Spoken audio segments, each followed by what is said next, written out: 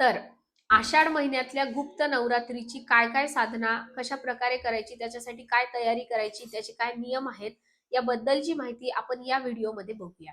तर सगळ्यात पहिले ही जी गुप्त नवरात्रीची साधना आपण करणार आहोत, तर जसं की नावावरूनच तुम्हाला कळतं आहे, ही गुप्त साधना असते. म्हणजे ही साधना आपण कोणाला सांगायची नसते. ठीक आहे. तर आता आपण सांगायची नसते म्हणजे कसं, तर आता ऑब्विसली तुम्ही मंडळी जेव्हा साधनेसाठी रात्री बसताल, तर तुमच्या घरातल्या मंडळींना तर ते दिसणारच आहे ना. तर मग तुम्हाला असं वाटेल की अरे मग आता मी कसं सांगणार, किंवा मग काही जणांना आहे की ते जेव्हा साधनेला बसतील, समजा लेडीज असतील, तर तुम्हाला घरच्यांना सांगावं लागेल ना की बाबा पुढचा 1 तास मला डिस्टर्ब करू नका. मग घरचे मंडळी विचारतील ना कशासाठी. तर अशा वेळी तुम्ही फक्त त्यांना सिम्पली एवढंच सांगू शकता की माझी एक पूजा आहे आणि मला माफ करा, मी तुम्हाला त्याबद्दल फार काही नाही सांगू शकत. पण मला ती एक विशेष पूजा करायची आहे आणि मी ती करणार आहे, तर कृपया पुढचा 1 तास तुम्ही मला डिस्टर्ब करू नका, असं तुम्ही तुमच्या घरच्या मंडळींना आधीच सांगून ठेवा. ठीक आहे. पण तुम्ही काय साधना करताय, कुठल्या देवीची साधना करताय, कुठला मंत्र जप करता आहे, कुठल्या इच्छापूर्तीसाठी ते करताय, हे तुम्ही कोणाला सांगायचं नाही. ते गुप्त ठेवायचं, ते स्वतःपुरतच मर्यादित ठेवायचं. ठीक आहे. पण जसं मी सांगितलं की तुम्ही काय साधना करता ते तुमच्या घरातल्या मंडळींना दिसेल, तर तेवढं तर तुम्ही म्हणजे ते चालतं. त्याबद्दल तुम्ही मनामध्ये शंका कुशंका आणू नका. ठीक आहे. तर अशा प्रकारे या साधनेची थोडीशी गुप्तता पाळायची. नाहीतर आपण मंडळी काय करतो ना, एक माळ जप करतो आणि सगळ्या जगाला सांगतो की मी ना दररोज 108 वेळेस तो एवढा मोठा मंत्र जप करतो, मी असं करतो, मी तसं करतो. तर सांगण्याचा याच्या मागचा एक उद्देश हा सुद्धा आहे की आपण काय साधना करतो ना, ती आपण असं उगाच बढाया मारून कोणाला सांगितलं नाही पाहिजे. त्याचं कारण आहे की आपण देवासाठी ते करत असतो की जे आपल्याला करायला शक्य आहे, जी आपली पात्रता आहे. मग काय होतं ना, आपण जेव्हा बढाया मारून दुसऱ्यांना सांगतो, मी एवढी साधना करतो, तेवढी साधना करतो, तर कुठेतरी असं ते सांगत असताना आपल्यामधला अहंकार तिथे डोकावत असतो. म्हणून कुठल्याही आध्यात्मिक साधकाने कधीच कोणाला हे सांगू नये की आपण काय रोज आध्यात्मिक साधना करतो. तर हा नियम तुम्ही तुमच्या जनरल आयुष्यात पण लक्षात ठेवा आणि आता या गुप्त नवरात्रीच्या निमित्ताने पण तुम्ही लक्षात ठेवा की आपण काय साधना करतो हे कोणालाही जनरली सांगू नये. ठीक आहे. ते फक्त आपल्यापुरतंच ठेवावं आणि आपल्या मनात सुद्धा आपण त्याचा अहंकार ठेवू नये की मी रोज 1 तास ध्यान करतो, एवढ्या वेळेस मंत्र जप करतो, महादेवाला हे अर्पण करतो, देवीला ते दान करतो. तर ही आपण करणारी साधना कधी कोणाला सांगू नये. तर ही गुप्त नवरात्रीची साधना पण तुम्ही कोणाला सांगू नका. ठीक आहे. दुसरं, ही साधना कशी करायची? तर तुमच्या घरामध्ये जे तुमचं देवघर असेल किंवा तुमच्या घरातली अशी कुठलीही जागा जिथे तुम्हाला पुरेशी प्रायव्हसी उपलब्ध होत असेल, अशा ठिकाणी तुम्ही हे साधनेची जी जागा आहे ती निवड करू शकता. ठीक आहे. तर शक्यतो आपल्या घरातलं देवघर त्यातल्या त्यात आपलं नेहमीचं कन्व्हिनियंट असतं.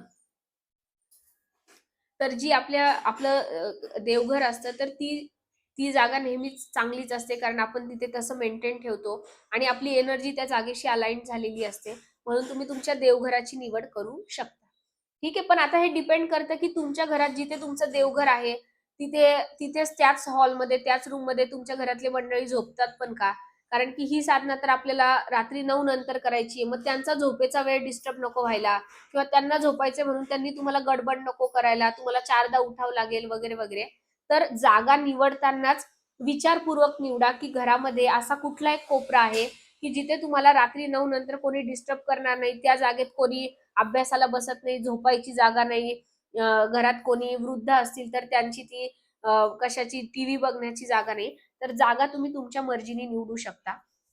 मग एकदा ती जागा निवडल्यानंतर त्या जागेत तुम्ही एखादी चांगली उदबत्ती लावू शकता आणि दिवा लावू शकता. ठीक आहे. तेलाचा, तुपाचा जो तुम्हाला आवडत असेल तसा दिवा तो तुम्ही लावू शकता. त्यानंतर कारण की आता ती जागा तुम्ही निवडली आहे, तर प्रत्येक वेळी तुमच्या समोर देवीचा फोटो किंवा देवीची मूर्ती असं असणं प्रॅक्टिकली शक्य नाहीये. तर काहीही हरकत नाहीये. जरी तुमचं देवघर वेगळीकडे असेल आणि तुम्ही वेगळ्या ठिकाणी बसले असाल, तरी सुद्धा चालतं. ठीक आहे. तुम्ही फक्त त्यावेळी तिथे अटेंटिव्ह असले पाहिजे. तुम्ही तुमचं लक्षपूर्वक, ध्यानपूर्वक, श्रद्धापूर्वक ती साधना केली पाहिजे. बाकी या सगळ्या गोष्टी की नाही मग मी फूल वाहू का? देवीला हे वाहू का? मग देवीचा फोटोच माझ्या समोर नाही, मग मी कशी काय साधना करणार? तर अशा कुठल्याही या तांत्रिक गोष्टीमध्ये अडकून पडू नका. ठीक आहे. जेव्हा तुम्ही साधनेला सुरुवात करताल तेव्हा तुम्ही देवघरात देवीला फूल काय तुम्हाला वाहण्याची इच्छा असेल ती वाहून मग तुमच्या साधनेच्या जागी आले तरी सुद्धा चालतं. ठीक आहे. तर आधी तुम्ही तुमची जागा निवडायची आहे. त्याच्यानंतर तुम्हाला या गुप्त नवरात्रीच्या साधनेसाठी 2 गोष्टींची गरज पडणार आहे. एक तर तुमचं स्वतःचं एक बसण्याचं आसन तुम्हाला पाहिजे. ठीक आहे. जर ऑलरेडी तुमचं असेल तर उत्तम. जर नसेल तर तुम्ही बाजारातून एक विकत घेऊन येऊ शकता आणि ते जे आसन ज्याच्यावर तुम्ही बसताना ते फक्त तुमचं स्वतःचंच ठेवायचं. ते दुसऱ्या कोणासोबत शेअर करायचं नाही. कारण त्या आसनाने आपली ऊर्जा शोषलेली असते. ठीक आहे. तर असं तुम्ही एक आसन जर तुमच्या घरी असेल तर उत्तम. ऑलरेडी पहिल्यापासून नसेल तर तुम्ही बाजारातून घेऊन या. पण बाजारातून आपण जे आसन आणतो ते कोरं आसन असतं. त्याला भरपूर लोकांचा हात लागलेला असतो, स्पर्श झालेला असतो. मग तुम्ही काय करायचं जर तुमच्याकडे वेळ असेल तर मिठाच्या पाण्यामध्ये ते आसन तुम्ही धुवून, वाळवून म्हणजे तेवढा वेळ तुमच्याकडे आहे का ते आता तुम्ही बघून घ्या. कारण माझा हा व्हिडिओ तुमच्यापर्यंत कधी पोहोचेल ते डिपेंड करेल. तर ते आसन तुम्ही स्वच्छ मिठाच्या पाण्यात धुवून वाळवून मग वापरायचं आहे. पण जर नसेल तुमच्याकडे तेवढा वेळ तर तुम्ही कोरं आसन सुद्धा वापरू शकता किंवा घरातलंच एखादं आसन जे आहे ते पटकन धुवून जर तुमच्या आता तुम्ही कुठे राहता तिथे सध्या पावसाळ्याचे दिवस सुरू आहे ते आसन पटकन सुकलं पण पाहिजे. तर अशा बऱ्याच त्याच्या कंडिशन आहे. पण परत एकदा मी सांगते तांत्रिक गोष्टींमध्ये अडकून पडू नका. आसन उपलब्ध असेल सहजासहजी मी जे नियम सांगितले त्यानुसारचं तर उत्तम नसेल तर जे सध्या उपलब्ध आहेत ते घेतलं तरी सुद्धा चालेल. ठीक आहे. तर हा पहिली गोष्ट म्हणजे पहिला वस्तू जी तुम्हाला या साधनेसाठी लागणार आहे. दुसरी अर्थातच तुम्ही काय कपडे घालता ते.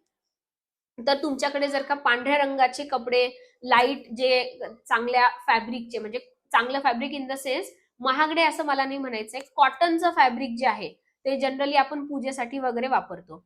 तर कॉटनच्या फॅब्रिकचा एखादा लाईट रंगाचा ड्रेस जर तुमच्याकडे उपलब्ध असेल तर तुम्ही तसा ड्रेस घालू शकता. समजा लेडीजचं जे आहे तर त्यांच्याकडे भरपूर ड्रेस किंवा साडी ते तुम्ही तुमच्या मर्जीने चॉईस करू शकता. फक्त तुमचा ड्रेस कम्फर्टेबल असला पाहिजे आणि कारण का आता तुम्ही साधनेसाठी बसणार आहात तर पुढचे 9 दिवस तुम्ही तो ड्रेस स्वच्छ धुवून मग वापरा. म्हणजे असं तो कुठेतरी घरात पडलेला आहे, बाकी कपड्यांसोबत तुम्ही अंघोळ न करता त्याला स्पर्श केलेला आहे, तर असं कृपया करू नका. तो ड्रेस स्वच्छ धुवा, मिठाच्या पाण्याने धुवा आणि वेगळ्या ठिकाणी वाळत घाला आणि जेव्हा तुम्हाला पूजेसाठी बसायचं असेल पूजेसाठी तेव्हा स्वच्छ हातपाय तोंड धुवून शक्यतो तर तुम्ही अंघोळ करण्याचा प्रयत्न करा. पण आता ते डिपेंड करतं तुम्हाला तेवढा वेळ आहे नाही आहे.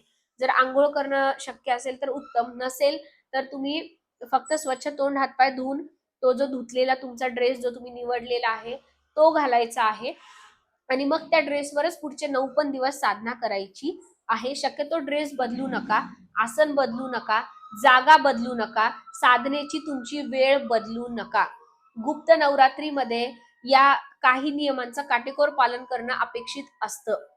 तर तुम्ही तुमच्यातली थोडीशी शिस्त हे 9 दिवस पालन करायचा प्रयत्न करा की रोज तुम्ही साधनेची जी वेळ ठरवून घेतलेली आहे समजा तुम्ही रात्री 9:15चा वेळ ठरवला तर 9:15 वाजताच तुम्ही साधनेला बसा. 9:30चा वेळ ठरवला तर 9:30लाच बसा. 10ला ठरवलं तर 10लाच बसा. वेळ बदलू नका. आज 7 वाजता केली, उद्या 8 वाजता, परवा 9 वाजता, परवा 10 वाजता असं करू नका. इनमिन 9 दिवसांचा प्रश्न आहे फक्त. 9 दिवस तरी तुम्ही या बेसिक नियमांचं पालन करा. ठीक आहे. तर साधनेची वेळ आणि काही गोष्टी बदलू नका. तर ड्रेसची निवड जसं मी स्त्रियांना सांगितलं की तुम्ही साडी पण घालू शकता, पंजाबी ड्रेस पण घालू शकता. त्यामध्ये तुम्ही लाईट रंगाची निवड करू शकता किंवा लाल रंगाचा ड्रेस असेल तर तो पण चालू शकतो. ठीक आहे. कारण लाल रंग आपल्याकडे शुभ मानला जातो, हाय एनर्जीचा मानला जातो. तर तुम्ही लाल रंगाची निवड करू शकता. आता राहिला प्रश्न पुरुषांचा की पुरुषांनी काय घालावं? तर पुरुषांनी shirt, T shirt, jeans pant, night pant किंवा लोअर्स असे कपडे कृपया घालू नये. तुमच्याकडे जर पारंपरिक भारतीय पोशाख म्हणजे कुर्ता पायजामा असेल तर स्वच्छ धुवून तुम्ही तो वापरा किंवा तुमच्या घरामध्ये धोतर किंवा पंचा असेल तर तो पण तुम्ही घालू शकता. धोतर घालणं हे काही अवघड नाही. धोतर म्हणजे ते जे टिपिकल महात्मा गांधी घालतात तसं मी घालायला सांगत नाही. जसं ते साऊथ इंडियन लुंगी घालतात ना तसं तुम्ही गुंडाळलं तरी सुद्धा चालेल आणि शक्यतो ते लुंगीमध्ये किंवा धोतरमध्ये पांढरा रंगच असतो. तर तो सहजासहजी पांढरा रंग उपलब्ध होतो तर तुम्ही ते घालू शकता किंवा बाजारातून नवीन पण आणू शकता. तुम्हाला 200-300 रुपयात पण ते मिळून जाईल. काही फार महाग नसतं. तर कॉटनची चांगल्या प्रकारचं जे धोती किंवा लुंगी तुम्ही म्हणू शकता. तर ती लुंगी तुम्ही मंडळी, पुरुष मंडळी घालू शकता. कुर्ता असेल तुमच्याकडे एखादा तुम्ही कुठून घेतलेला खास पूजेसाठीचा, तर तो सुद्धा तुम्ही घालू शकता. म्हणजे कपडे हा तसं बघायला गेलं तर फार मोठा मुद्दा नाहीये. पण हो, इतकी म्हणजे महत्त्वाची साधना करताना या छोट्या-छोट्या गोष्टी खूप मॅटर करतात. हेही तितकंच खरं आहे. म्हणून मी तुम्हाला हे सगळं एवढं डिटेलमध्ये सांगत आहे. तर थोडीशी सँक्टिटी पाळली गेली पाहिजे. सँक्टिटी या शब्दाचा अर्थ होतो पवित्रता. तर पवित्रता पाळली गेली पाहिजे, कारण आपण खूप मोठ्या शक्तीच्या एनर्जी सोबत स्वतःला कनेक्ट करत आहोत. तर त्यासाठीचे हे बेसिक नियम पाळले गेले पाहिजे. तर कपड्यांचा हा नियम, कारण आपल्याकडे कपड्यांचं कसं असतं, की पारशी कपडे बरेच जण एकत्र ठेवतात किंवा धुतलेले कपडे काही जण पलंगावर ठेवतात. तर असे आपल्याकडे सगळा केओस असतो. तर ठीक आहे, तुम्हाला जेवढे नियम यातले पाळता येणं शक्य असेल ते पाळा, की रोज तुमचा साधनेचा जो कुठला ड्रेस तुम्ही डिसाईड केला आहे, तर रोज तुमची रात्री साधना झाल्यानंतर दुसऱ्या दिवशी सकाळी तुम्ही त्याला धुवत जा आणि परत रात्री तो स्वच्छ धुतलेला ड्रेस तुम्ही घालत जा. म्हणजे 9ही दिवस तो तुमचा ठरवलेला ड्रेस तुम्ही रोज धुवून जर रात्री घातला तर तुम्हाला त्याचा चांगला परिणाम दिसेल. घरातल्या मंडळींना सांगून ठेवा, की हे माझे साधनेचे कपडे, याला शक्यतो कोणी पारशानी किंवा हात लावू नका अंघोळ न झालेली असताना, किंवा तो घेऊन बाकी कपड्यांमध्ये टाकू नका. तर हा थोडासा ड्रेसचा नियम पाळा. त्याचं कारण आहे की हे सगळं जे आहे ना, आपल्या साधनेसाठी अनुकूलता तयार करायला या सगळ्या गोष्टी आपल्याला मदत करत असतात. दिवा लावणं असेल, आपण जिथे साधना करणार आहोत ती जागा रोज स्वच्छ झाडून घेणं, पुसून घेणं, या छोट्या छोट्या, तिथे तुम्ही लागलं तर कापूर जाळू शकता पूजेच्या आधी, जेणेकरून ते वातावरण शुद्ध होईल. एखादी चांगली सुवासिक तुम्ही फुलांची फुलदाणी तिथे ठेवू शकता. म्हणजे तुम्हाला पूजा करताना, साधना करताना तिथे प्रसन्नता लाभेल, कारण की तुम्ही तिथे शक्तीला इन्व्हाइट करणार आहात.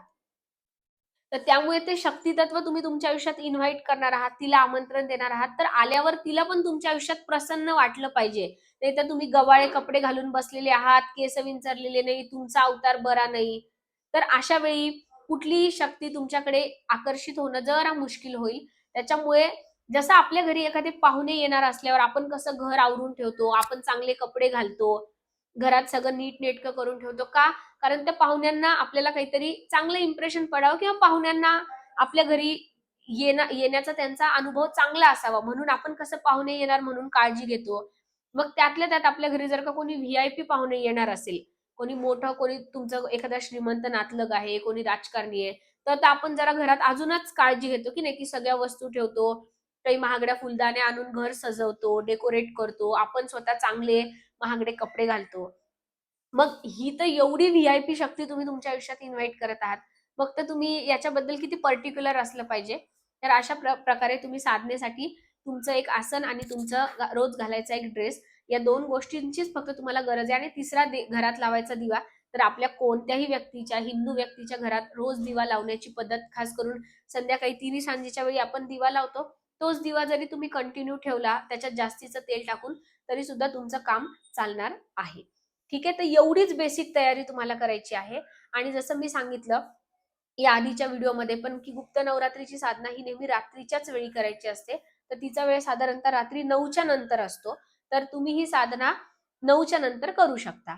तर मग आता यात पण वेळ, जसं मी सांगितलं, तुमचा तुम्ही ठरवून घ्या, की कसा तुम्हाला वेळ, अं, कुठली वेळ घ्यायची आहे. आता काही जण असतात त्यांना सकाळी उठून ऑफिसला लवकर जायचं असतं, सकाळचे कामं असतात. मग तुम्ही रात्री फार उशिरापर्यंत जागू शकत नाही. तर तुम्ही मग 9 वाजताचीच वेळ ठरवून घ्या, की डॉट 9 वाजले घड्याळात, की तुम्ही 9 वाजता बसू शकता. एक न्यूमरोलॉजिस्ट म्हणून मी तुम्हाला असं सजेस्ट करेल, की कारण का ही नवरात्रीची साधना आहे, तर तुम्ही 9 या आकड्याला जरा जास्त महत्त्व दिलं पाहिजे. तर तुम्ही रोज, जर तुम्ही रात्री 9 नंतर किंवा 9च्या आकड्याला, 9च्या वेळेत जर साधना करत असाल, तर 9 वाजून 9 मिनिटांनी मग तुम्ही ही साधना सुरू करू शकता. जेणेकरून 9 या आकड्याचं तुम्हाला तुमच्या आयुष्यात जास्त तो मल्टिपल होईल. अशा प्रकारे तुम्ही 9 आकड्याचा वापर करू शकता. किंवा मग तुम्ही जी समजा जो काही जप करणार आहात, तर तो 9च्या क्वांटिटीमध्ये पण करू शकता. पण आता डिपेंड करतं, की तुम्ही कुठला जप करणार आहात. तर जे त्याचे नियम असेल ते मी तुम्हाला सांगेल, त्यानुसार तितक्या वेळेस तुम्हाला तो करावा लागेल. तर असं सगळं. तर एक जो साधनेचा वेळ तुम्ही ठरवून घेतला आहे, त्या वेळेवर स्टिक राहा. तो वेळ बदलू नका. ठीक आहे? हा एक महत्वाचा नियम. आणि मग यामध्ये आता खाण्यापिण्याचे नियम बरेच जण विचारतील, की काय आहे, कसं आहे? तर उपवास करणं अपेक्षित नाहीये. पण हो, 8 दिवस तुम्ही जर नॉनव्हेज खाणारे असाल तर ते स्ट्रिक्टली अवॉइड करा. 9 दिवस. त्याच्यानंतर कांदा लसूण खाणं जर तुम्हाला टाळता येणं शक्य असेल तर ते टाळा.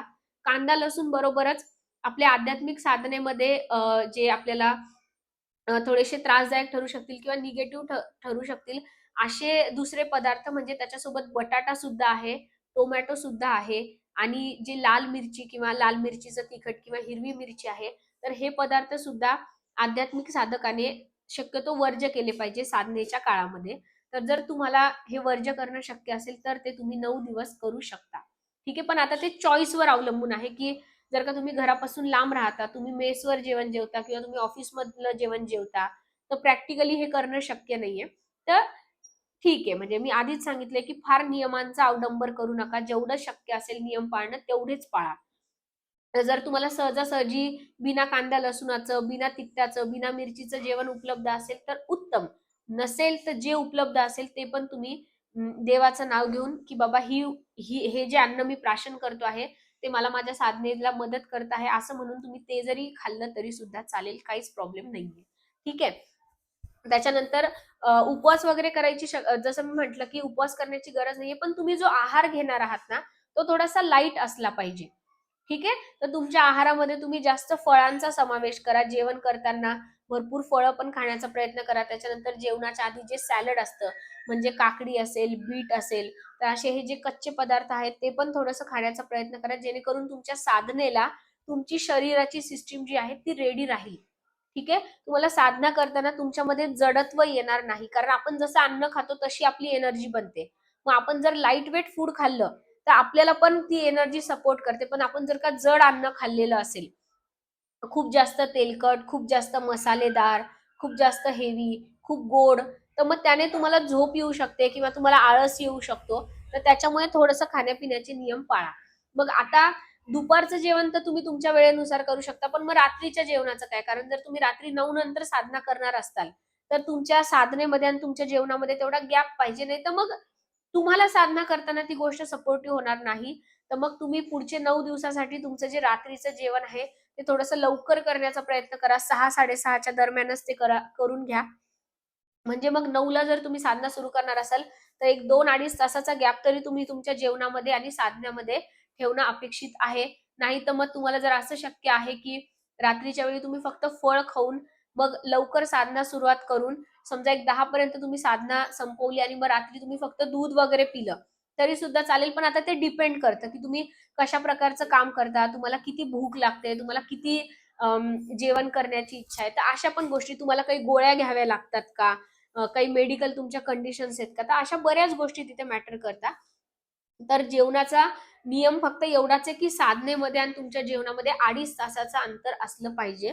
तर मग तुम्हाला जर भूक कंट्रोल होत नसेल, तर तुम्ही तुमचं जे रात्रीचं जेवण आहे ते शक्यतो 6:30च्या आत करून घेत जा.